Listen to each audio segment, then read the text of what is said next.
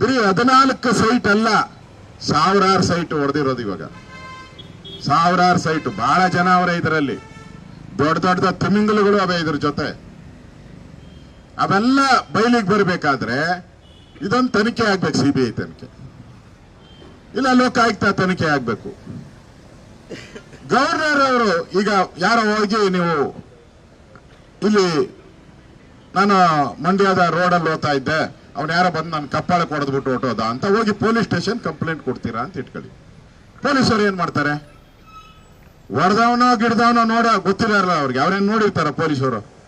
ಏನು ನೋಡಿರಲ್ಲ, ಕ್ಯಾಮ್ರಾನು ನೋಡಿರಲ್ಲ. ಅವರು ಒಂದು FIR ರಿಜಿಸ್ಟರ್ ಮಾಡ್ತಾರೆ, ಈ ತರ ಕಂಪ್ಲೇಂಟ್ ಬಂದಿದೆ, ಇಂಥ ಜಾಗದಲ್ಲಿ ನಾನು ಹೊಡೆದ ಅಂತ ಹೇಳಿ ಬಾಡಿದ್ಬಿಟ್ಟು ಆಮೇಲೆ ಹೋಗ್ತಾರೆ ಅಲ್ಲಿ ಮಾಜಾರ್ಗೆ. ಅಲ್ಲಿ CCTV ಕ್ಯಾಮ್ರಾ ಇರ್ಬೋದು, ಅಲ್ಲಿ ಅಂಗಡಿಯವನ ಎಲ್ಲ ಕೇಳ್ತಾರೆ, ಏನಪ್ಪ ಹೊಡೆದವನ ಇಲ್ಲ ಅಂತ. ಅದು ತನಿಖೆ. ಈ ಗವರ್ನರ್ ಅವರು ಏನ್ ಮಾಡವ್ರೆ ಅಂದ್ರೆ, ಅವರು ಸಿದ್ದರಾಮಯ್ಯನ ಹಿಡಿದು ಒಳಕಾಕಿ ಅಂತ ಹೇಳಿಲ್ಲ, ಸಿದ್ದರಾಮಯ್ಯನವ್ರನ್ನ ಹಿಡಿದು ಜೈಲಿಗೆ ಹಾಕಿ ಅಂತ ಹೇಳಿಲ್ಲ. ಏನಪ್ಪಾ ಹಿಂಗೊಂದು ಕಂಪ್ಲೇಂಟ್ ಬಂದೈತೆ, ಆ ಕಂಪ್ಲೇಂಟ್ ಅಲ್ಲಿ ಏನೈತೆ ತನಿಖೆ ಮಾಡ್ರಿ ಅಂತ ಹೇಳವ್ರಷ್ಟೇ. ಹೆಂಗೆ ಪೊಲೀಸರು ಯಾರೋ ಒಬ್ಬ ಕಂಪ್ಲೇಂಟ್, ಯಾರನ್ನ ಕೊಡ್ಲಿ ಕಂಪ್ಲೇಂಟ್ ಕೊಟ್ಮೇಲೆ ಪೊಲೀಸ್ ಕರ್ತವ್ಯ ಏನೋ ಮಾಡೋದು. ಪೊಲೀಸರು ಹೆಂಗ್ ಕರ್ತವ್ಯ ಮಾಡಿದಾರೋ ಹಂಗೆ ಗವರ್ನರ್ ಅವರು, ನಿಮ್ಮ ಈ ಅರ್ಜಿ ಬಂದಿದೆ, 3 ಜನ ಅರ್ಜಿ ಕೊಟ್ಟಿದ್ದಾರೆ, ನೀವು ಲೂಟಿ ಮಾಡಿದ್ದೀರಾ, ಪಕ್ಷಪಾತ ಮಾಡಿದ್ದೀರಾ, ಅಕ್ರಮವಾಗಿ ಸೈಟ್ಗಳನ್ನ ನುಂಗಿದ್ದೀರಾ ಅಂತ ಹೇಳಿ ಕಂಪ್ಲೇಂಟ್ ಬಂದಿದೆ. ಅದ್ರ ಮೇಲೆ ನಿಮ್ಗೆ ತನಿಖೆ ಮಾಡಕ್ಕೆ ಅವಕಾಶ ಕೊಟ್ಟಿದ್ದೀರಿ ಅಷ್ಟೇ, ಜೈಲಿಗೆ ಹಾಕುವಂತ ಕೊಟ್ಟಿಲ್ಲ. ಅದಕ್ಕೆ ಏನ್ ಬಾಯ್ ಬಿಡ್ಕೊಂತ ಇದ್ದೀರಲ್ಲ.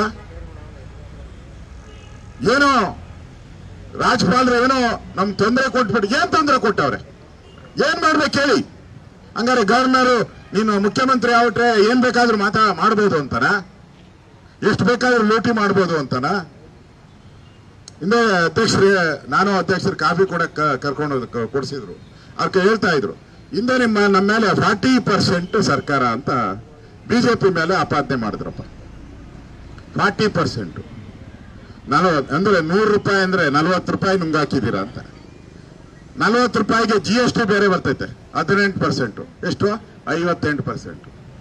ಕಾಂಟ್ರಾಕ್ಟರ್ಗೆ ಎಷ್ಟು ಬರಬೇಕು? ಅವನೊಂದು 20%, 68, 78. ಇನ್ನು 20% ಯಾರನ್ನ ಕೆಲಸ ಮಾಡ್ತಾರ? 15 ತಿಂಗಳಾಯ್ತು ನಿಮ್ ಯೋಗ್ಯತೆಗೆ, ಕಾಂಗ್ರೆಸ್ ಅವರ ಯೋಗ್ಯತೆಗೆ. ಎಲ್ಲಪ್ಪ ತನಿಖೆ ಆಗಿಲ್ಲ?